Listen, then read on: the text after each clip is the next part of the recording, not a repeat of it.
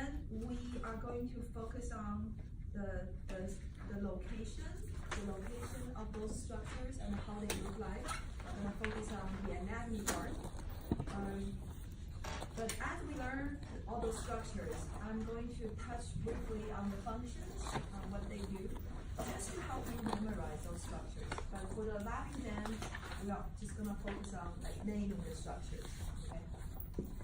Now your lecture is going to cover more about the functions. So lab question is mostly naming the structure. Okay. So let's look at those structures here. Now y'all have this worksheet that has some pictures that with the different parts that are labeled, numbered, right? So here on my desk are the models. That's those pictures, pictures. Okay? So if the copy, I know the copy is black and white, so it doesn't look the best, but here are the models. So feel free to take a picture of those models, and then if that helps you with the worksheet.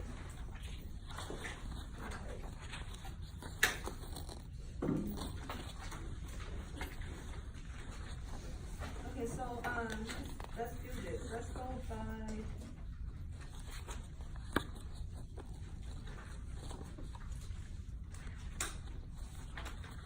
Okay, so let's go by the worksheet. So this way you can take notes as we do this.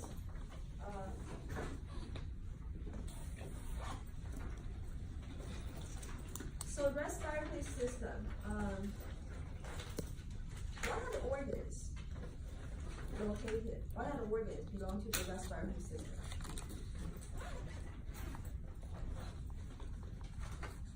Anybody? Which organs? Which organs make up our respiratory system? Lungs, very good.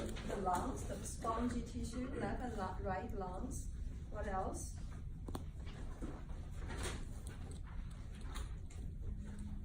What about the bottle structure that bring air to your lungs? Nasal cavity. Nasal cavity. That's where the air goes, right? Nasal cavity and your pharynx, right? Your larynx, your trachea.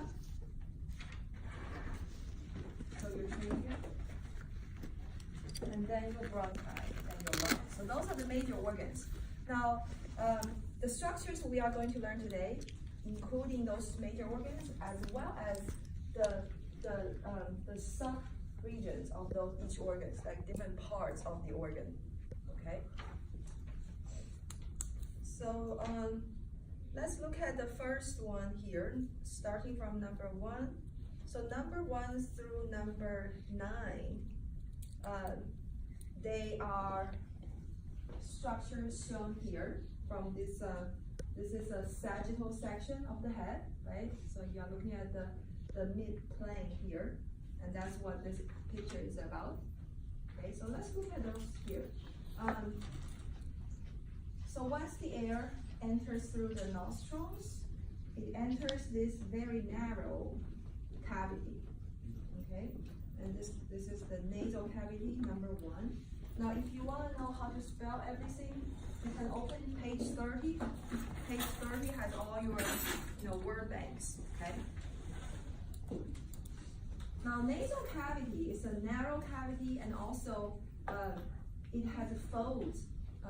See those folds? So it's not smooth. It has all those tissue folds, and those folds really, kind of allow the air to generate the air turbulence as the air enters. So the air can have a very good contact with all those mucous membranes that line through nasal cavity. That helps you warm the air and humidify the air, add moisture to the air. And also all those dust in the air can be trapped in the mucus that is on the surface here. And those folds, that's what numbers 2, 3, and 4 are about. And they're called conchi. So number 2 is superior conchi, and number 3 is the middle middle concave, and number 4, inferior concave. So again, for each one we have a pair, left and right. Now here you are looking at the right ones. Okay, and so that is the nasal cavity, all that pink area. And then here you see there is a piece of bone in white, right? And below that piece of bone, what is that? The tongue. That's the tongue, that's right. So that's the oral cavity. Now, so this piece of bone plus some soft tissue behind it, this is what divide your nasal cavity from your oral cavity, right? So that is your palate. And here, the part that has the white bones is called the hard palate, number 5. Because it's made out of bones, so it's hard palate. And behind it, see here you have a flap of tissue that doesn't have bones. It's made up of muscle in pink and some fat tissue in yellow. And that is your number 6, soft palate. So together they are your palates. Your palate part is partly bone and partly soft tissue. And this is a very important structure. It really divides the 2 cavities. In fact, some babies that has congenital defects, birth defects, they may not have the palate formed normally. They may have parts missing, and then they usually have like breathing issues and feeding issues. Because this is what separates the 2, so that the food and the air don't get mixed. Number 7. So number 7, see number 7 is the region that is behind your nasal cavity, right? So once the air enters nasal cavity, then it's going to enter this area here. That's number 7. Now, this is where your pharynx starts. So at the end of your nasal cavity is where the pharynx starts. Pharynx is your throat, anatomical term for throat. Now, throat, we divide our throat into 3 parts. That's what 7, 8, and 9 is about, the 3 parts of your throat. So the first part, this part here, so this is the part connected to your oral cavity. So it is called nasal, sorry. It's connected to your nasal cavity. It's called the nasal pharynx. Nasal pharynx. So that's between my 2 fingers. See that? Okay. Now, starting from here, so this is where your soft palate ends, right? Starting from here, this part of your throat opens to which cavity?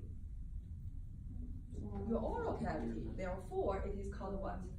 Oral pharynx, that's right. Now, keep moving down. So starting from here, see this part, this is also part of your throat. This part opens to 2 tubes. That's esophagus, that's your larynx, but this part is the end part of the bottom part of your throat. And because it opens to your larynx, therefore it is called laryngeal pharynx. Okay, so there's 3 parts of the throat, starting with nasal pharynx, oral pharynx, and laryngeal pharynx. Can you spell laryngeal for me? Yeah, it's on that page, page 30. Page 30, yeah. Yeah, okay, thank you. Okay, so, together is the pharynx. So during the exam, make sure you read the questions. If I say, name this region, be specific, which means I want you to name that region, a very specific region. So give me either, oral or nasal or laryngeal pharynx. But if I say, name this organ or name this part, I didn't say be specific, then you just give me pharynx, okay? And you can always, just make sure you can always ask me during exam for this kind of, just making sure what the question is asking you about, that question I will accept. Those kind of questions I will accept, okay? So, and so that is this one. Now let's look at number 10 through 12. So number 10 through 12, those are cavities small cavities inside our facial bones, and they form so-called sinuses. And those sinuses, they are connected with the nasal cavity through tiny ducts. So this is why, you know, when you have a cold or flu, often you have headache because the infection can spread to those sinuses in your facial bones, so you feel headache. That's from your facial bones. Okay, so let's look at those cavities. Now, this is a great model to look at those cavities. Here, in your frontal bone, that's your forehead, right? Your frontal bone is actually kind of hollow. It's not solid. Inside, you have those cavities, and that's called frontal sinuses. So we have quite a few frontal sinuses. And those cavities also helps to lighten our bones. In fact, if there's no cavities, our head would be too heavy for us to carry. Okay. And it also has something to do with help to with our voice. So it helps to amplify our voice as we speak. So that is the frontal sinus. So headache here is pretty common when you have cold, and that's when there's inflammation going on here, when there's a fluid accumulating here. Another sinuses, number 11, are the ones that are located in your ethmoid bones. Do you all still remember your ethmoid bone? Now here, your nasal bridge is the nasal bone, right? But behind your nasal bone, you got an ethmoid bones. So here, see those small cavities? There's a number of them. They're small. They are called your ethmoid sinuses. There's quite multiple of them. Okay, number 12 is a very large cavity in the back, the largest one in the back. Now that one is not in your ethmoid bone, it's in a different bone, the sphenoid. Remember sphenoid, it's a butterfly shape, right, behind your ethmoid bone, okay? So that's the one kind of behind your face. So that's the sphenoid sinus. Now you may also see those sinuses in other models, right here, but from different views. Now here we are cutting, this is a frontal section right here, right? We're cutting this way, but now here we are cutting this way. So see those cavities? Frontal. Now you got a different view of the same structure, frontal sinus. And here that looks like sphenoid to me, and that looks like an ethmoid to me. But this is what you want to focus on. So this is likely the one that we are maybe used for the exam. So make sure you take pictures of those. Okay. When is the next exam? Will be next week? Yes. Okay. Next week. Yeah. So all our exam schedules follow closely with what I gave you guys at the beginning of the semester, the back page of your syllabus. Usually we don't change it, so that's what we go by. Now this is the third exam, so if you guys make good grades in this exam and you also have 2 other good grades, then you don't have to take the last lab exam. You are not required. But I still encourage you to attend the labs after exam 3 because it's going to help you with your lecture study. So it's just that exam 4 week, you don't have to show up that week if you have 3 good exam grades. Okay. So that is 12. Now let's look at 13 through 24. Okay. So now we are switching to this model here. This is the one that shows you the respiratory system, except for the head part. This is where the neck is, right? Neck and chest. Okay. So number 13. Now the part of the airway that is in your neck is called your larynx.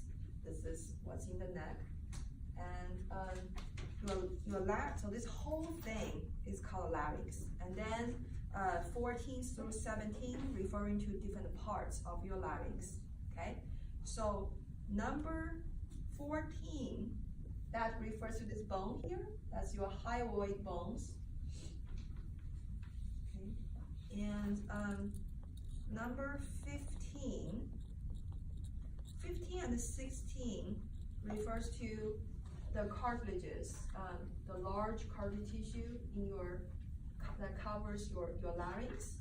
See here, the top one here are the largest. They look like a shield. Their shape look like a shield. So they are called thyroid cartilage. 15. Thyroid means shield-like. So you all know about thyroid gland. There's a thyroid gland from the endocrine system, right? The thyroid gland is also located in the neck, but actually not where the thyroid cartilage is. It is below it. See this yellow tissue here? That's the thyroid gland. Okay? But that shield-like cartilage is called a thyroid cartilage. And you know cartilage is pretty rigid structure, so it helps to support your larynx so that it don't collapse. So the larynx is always open, stay open all the time, okay? And then below your thyroid cartilage, now you also have another smaller cartilage right here. This is called a cricoid cartilage. This cartilage is covered by muscles and glands, so it's not shown on the right side, but you can see it on the left side.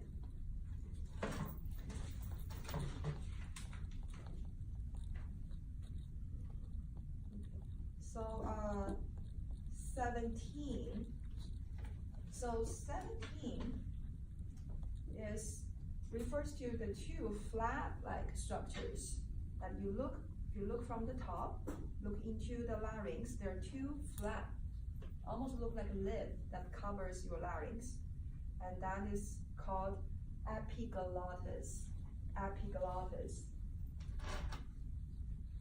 Now, epiglottis is a very important structure. You see how it covers the top of your larynx right here, right?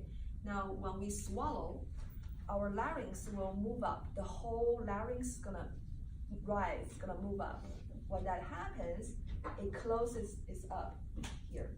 So the flap will close up. Epiglottis will completely close the larynx. So it makes sure food or drink doesn't go to the wrong tube, the wrong pipe, which is your larynx. Because larynx is only for air. This is the airway, okay? So as we close up, then food and drink only has one way to go, which is the esophagus. So every time you swallow, you can feel your larynx move up. And that's epiglottis will close up the larynx. Number 18. So 18 is again a part of the larynx. So now we need to open the larynx. Here we have this one. You can remove it. Okay, you can look at the inside. We have also another similar model. Again, you can put them together or remove it. They look really similar. So, so let me use this one. So as you play with the models, feel free to remove everything, but just make sure you put everything back together when you're done. Okay. So let's look at this picture here. Here you are looking at the internal surface of the larynx. So now you can see the epiglottis from a different angle, right? That flap is epiglottis. That's how it looks like from the inside. Actually, all of this is epiglottis. So as the larynx move up, it closes up. Okay. So 17, that is 17 epiglottis, all of that. And here 14, you see a little bit of hyoid bone, right? And 15, you see the thyroid cartilage here, and then 16, you see the cricoid cartilage. 17 is the epiglottis. Okay, 18 and 19. So now here you see there are two fold-like structures on the wall here. Okay.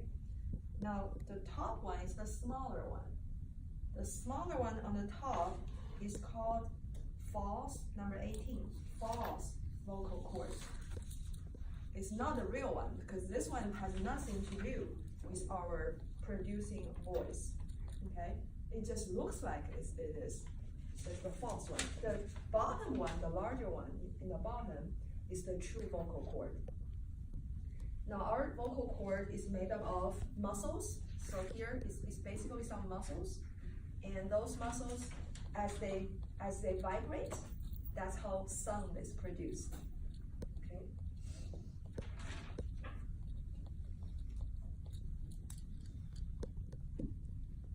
So we're done with this. Number 20. Now let's move to the chest area. We're done with the larynx.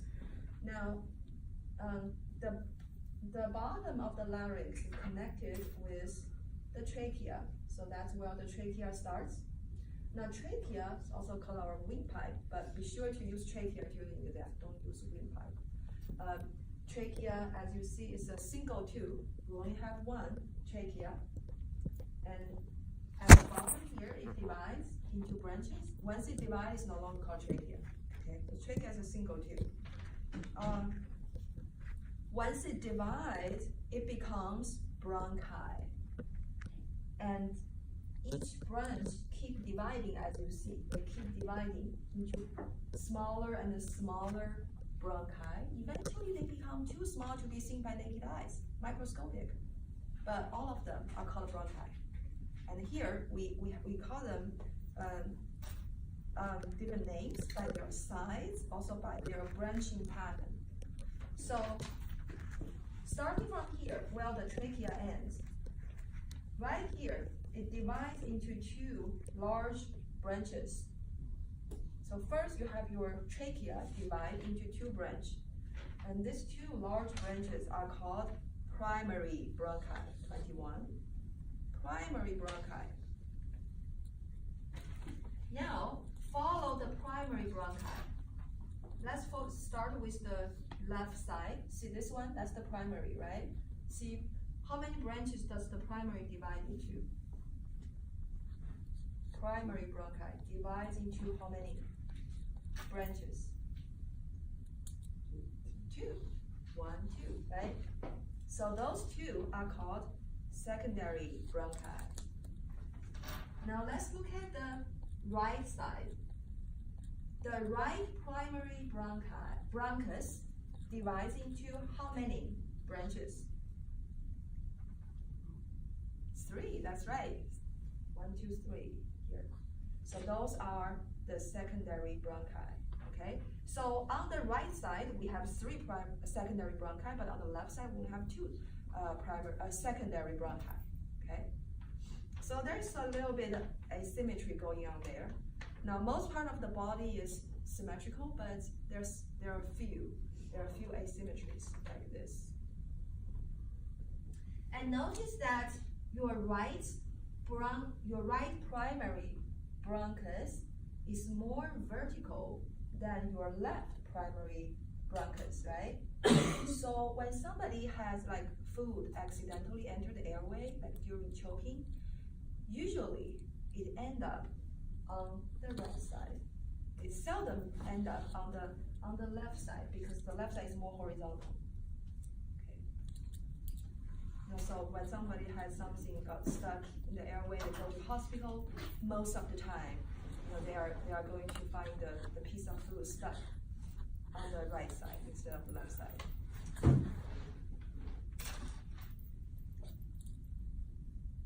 Okay, so if you follow those secondary bronchi, you see that they are gonna keep dividing into even smaller branches. The branches from the secondary bronchi are called number 23, tertiary bronchi. So all of those small trenches, tertiary bronchi, okay? And then 24.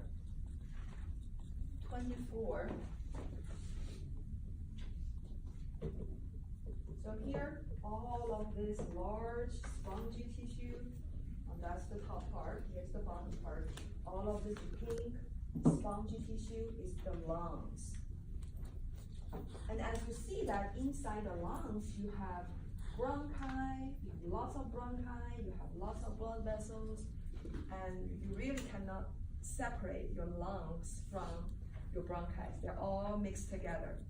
But the lungs, strictly speaking, your lungs only contains alveoli, the tiny air sacs, okay? And so not your bronchi. But structurally, you cannot separate the bronchi from the alveoli. So as the air goes to the smaller and the smaller bronchi, eventually they are gonna end up in the tiny microscopic air sac called alveoli. So there are millions of alveoli, and they are the structure that make up the spongy lung tissue, okay?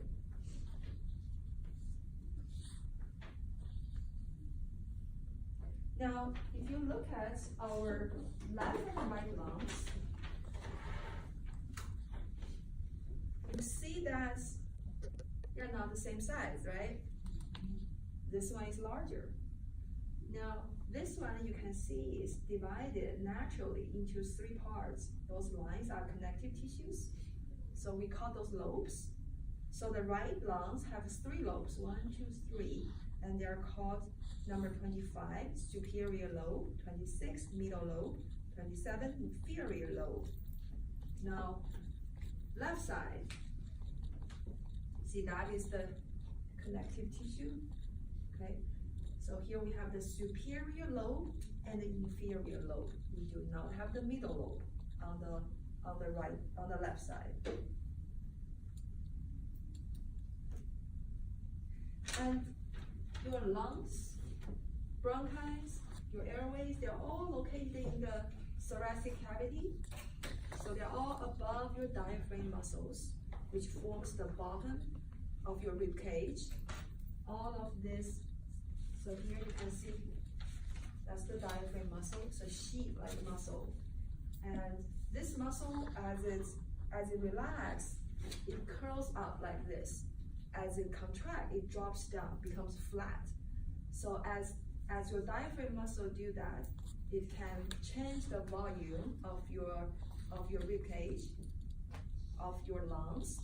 As a result, it can cause a pressure change, and that pressure change is what drives the air to flow in and flow out. Okay.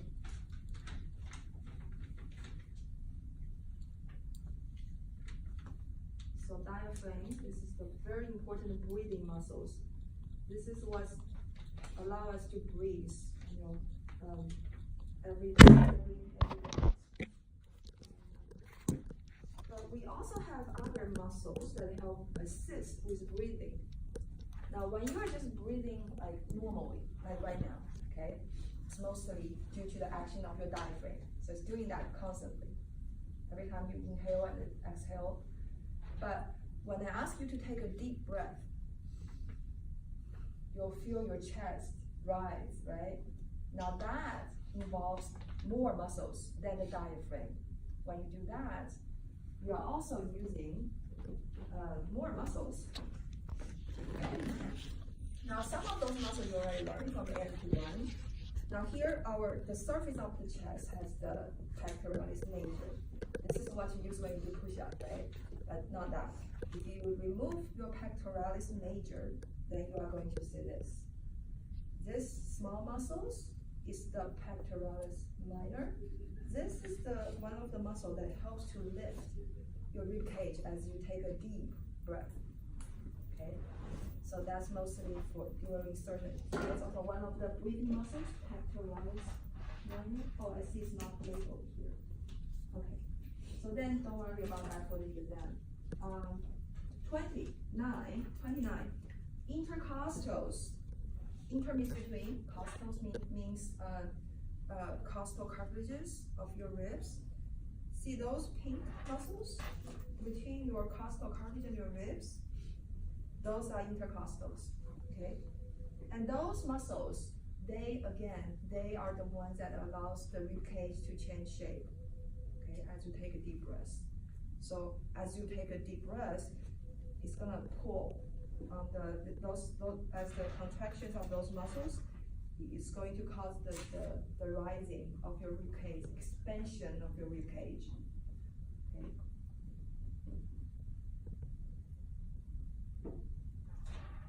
And then the last three are the blood vessels that are in the lungs.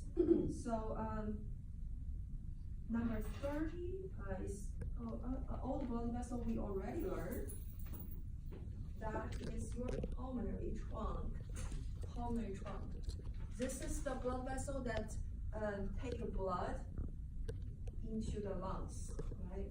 So the heart pumps blood into the pulmonary trunk, then it goes to the lungs to pick up oxygen.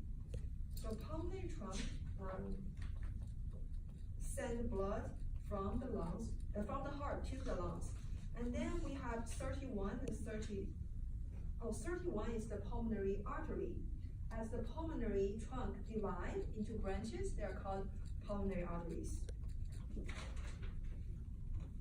So you can see that better when you remove the heart. If you follow pulmonary trunk, right here it divides into branches, pulmonary arteries. Okay. And so then it goes to your lungs, then it goes to those smaller blue ones, okay? Then it becomes capillaries, then it picks up oxygen from the alveoli, becomes oxygenated, then it goes to the small pulmonary veins in red, and goes to larger pulmonary veins. Eventually, they go to the largest ones shown here, the red ones. They are called the pulmonary veins. And then they return oxygenated blood into your atrium, okay, into your left atrium here. So that's everything on the worksheet. There may be a few structures that the worksheet didn't cover, but it's on your list. So let's look at those structures.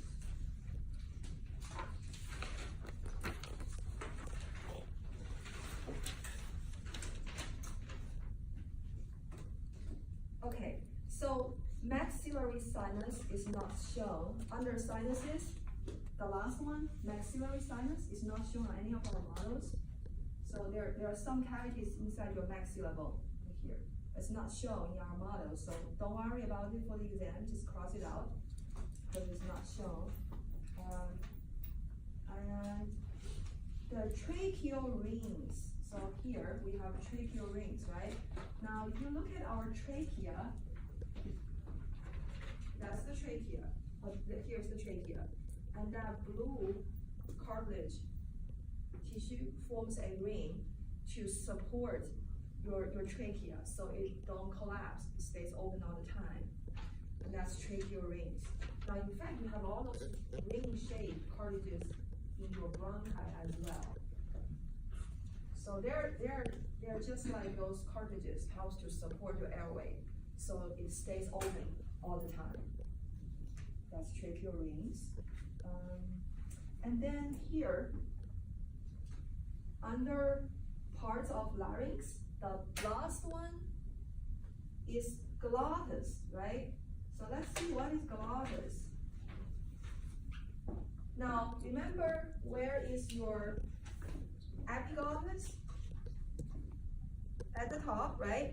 A flat, like structure at the top, like a lid, covers your larynx. Now, epiglottis refers to the opening here. That opening is called glottis. So, and here's why we call those flaps epiglottis, because epi means above. It is above the opening here, right? So epiglottis is above glottis. So my finger is inside glottis right here. Okay. So glottis is usually open. When does it close? When we swallow food or drink, that's right. When we swallow food or drink, your whole larynx move up, so it is closed by the epiglottis. Okay, so only when we swallow, that's when our airway is not open. We cannot breathe and swallow at the same time. Okay, but when we are not swallowing, our airway is always open. I believe I covered all the structures. Do you guys have any questions?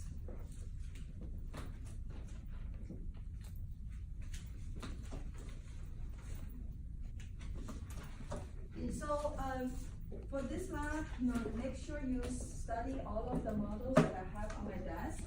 Okay, and make sure you are familiar with all the structures on your worksheet. And you may be also able to see some same structures from different models. Like here, you can also see the nasal cavity, right? You can also see like the oral pharynx. You can see the palate, right? So make sure you look at all of those models.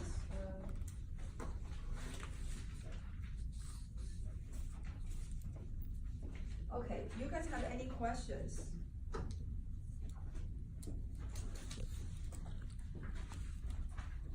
So is this is the test basically for next week, like that's where it's gonna That be covers over? most.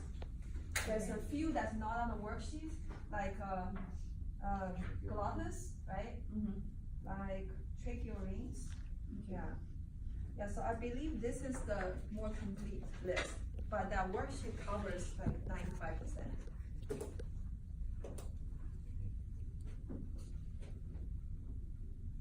Now, what I would recommend is, not only studying the worksheet, but also make sure you study all the structures. See if you can identify all the structures from all the models here. Okay? Any other questions? What else do we need to study for the test besides Yes, this? So that's what I'm gonna talk about next. Okay. So you also need to study lab 6 and lab 5.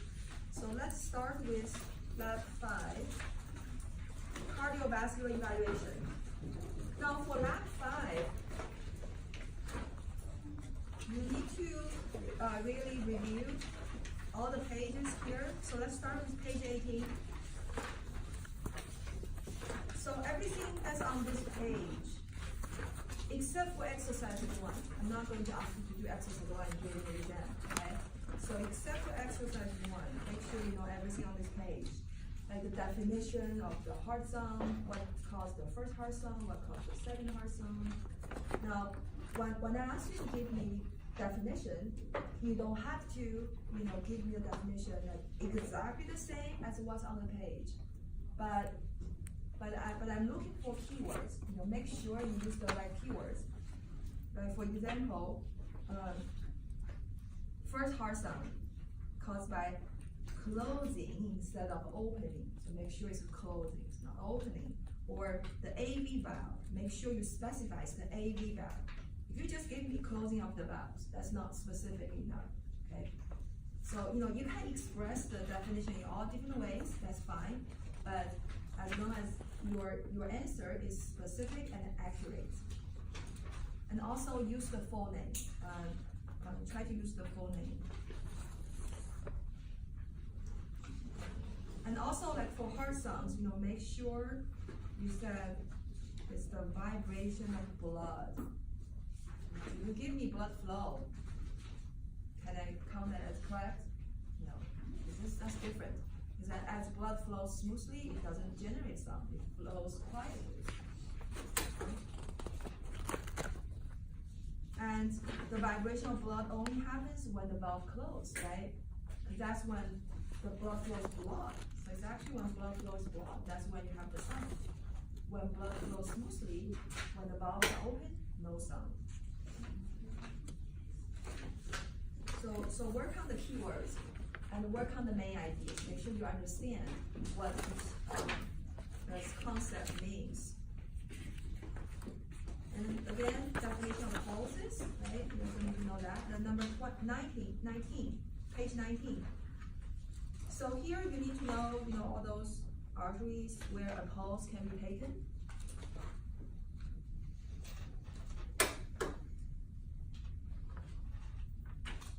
And method of taking pulse, make sure you know which finger to use, definition of heart rate, and how to calculate heart rate. So exercise 3 gives you some nice examples. Now during the exam, I may give you examples that may have different numbers, different values, okay? So make sure you know the method, how to calculate. So if I change the numbers, you can still calculate. So I will provide calculators. You don't have to carry your phones. I will have a calculator at that station. Just remember to reset the calculator after you are done so that you don't share your answer with others. And here there are also some terms, make sure you know what they mean, like regularity, what is the irregular pulse, amplitude, bounding pulse, thready pulse. So this part has a lot of terms, make sure you know what each term means. And then blood pressure. The definition of blood pressure, what causes blood pressure, what the two components of blood pressure means.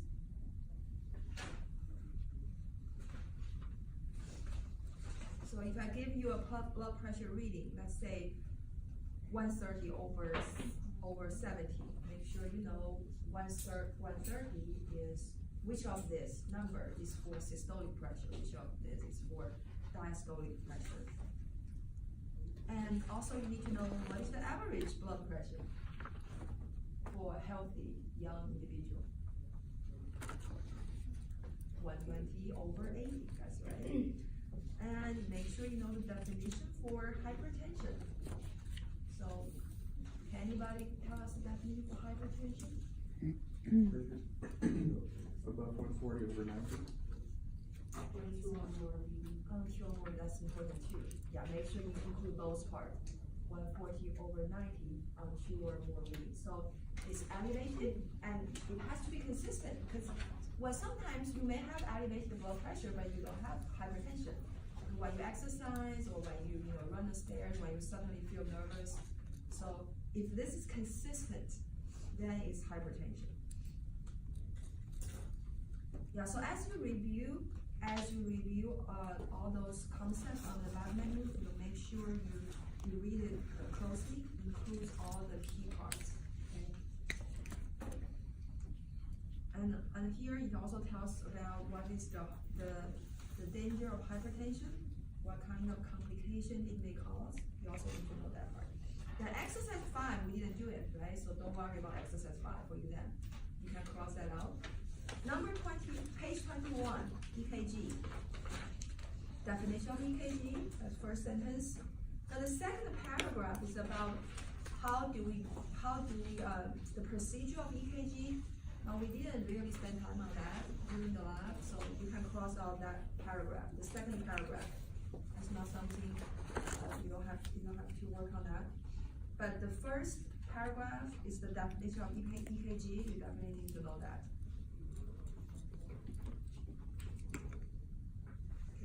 And then exercise A, and all the exercise here on those following pages are very important. And here, make sure you know like the principles, the method, okay? Because in the test, I may give you different readings. It may not be the same as here, but if you know the method, you should be able to figure it out. Okay? So don't just memorize the numbers here because all those numbers could change and they give you a different reading. But make sure you know how to measure time, how to know how many seconds each strip has. Now all the strips on the lab menu are 6 seconds, right? But during the test, it could be 6 seconds or it could be a different time length. So you need to know how to find out the time by counting the boxes. Okay?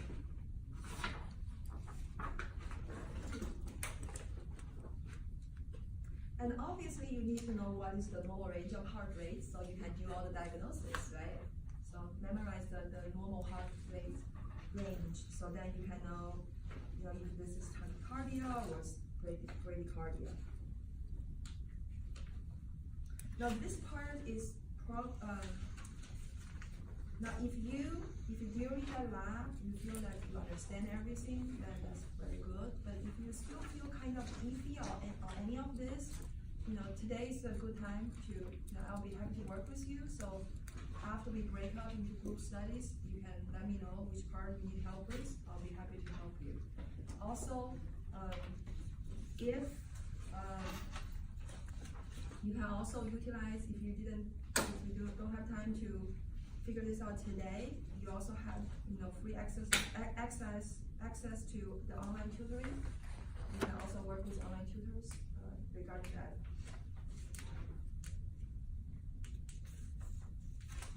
Yeah, so page 21 through 25, those are all very important. And you really need to understand how to get to the answers. What is the method? Okay.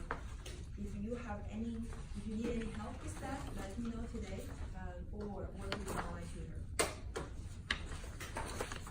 Okay, any questions about lab 5?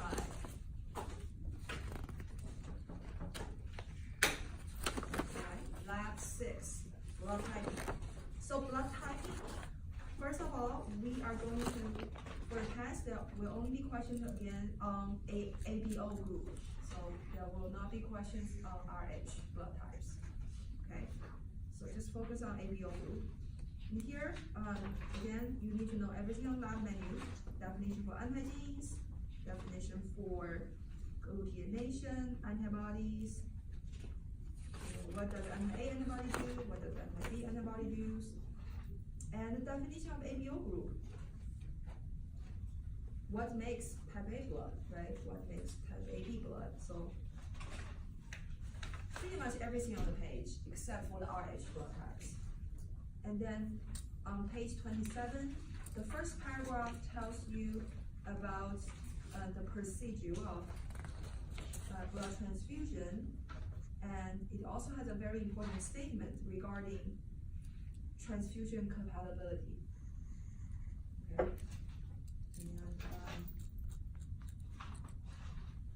And then that table, remember we have simplified the table, so just review that simplified table. You don't have to work on the RH. And down here we have 10 questions. Again, you can just focus on the ABO. Okay, and then on page 28, I'm not going to ask you to do blood typing procedure during the test, but you do need to know the procedure to understand it. I will probably show you some results that looks like the diagrams on page 29. Okay, so again, there will not be any question about RH, so just focus on anti-A and anti-B. As I show you the results, you should be able to tell me the blood type. Okay. So any questions about lab 7?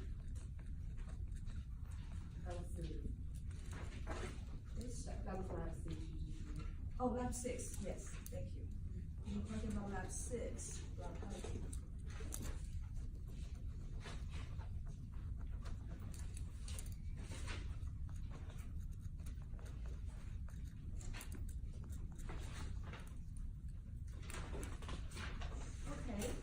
And lab 7, I guess we already talked about that. It's mostly naming the structures. All right, so if you don't have any questions, you can just spend some time with the models in the lab. Feel free to take any of the models from my desk and bring it to your desk. When you are done, just return it here. We also have a few more respiratory models on that table. So feel free to take those, move those to your table, and then return it there. Now see that some of the models have some warnings. I don't know who did that. I think it's probably some students did that. They didn't use any arrows, so it's kind of hard to see where they are pointing to. This is not my teaching material. Okay, it could, I haven't checked everything. It could be, it may not be always correct. So if you know, I think it's going to be a good exercise. You can look at the label, see if it's correct or not. But feel free to use anything here. Okay? When you are done with all the reviewing, taking pictures, you can sign out for today. Oh, also, there will be those models in the study room that you guys can study anytime next week when this lab is locked. Okay. The only thing that the study room may not have is that head or model. We only have one in our department, so make sure you take lots of pictures for that head model.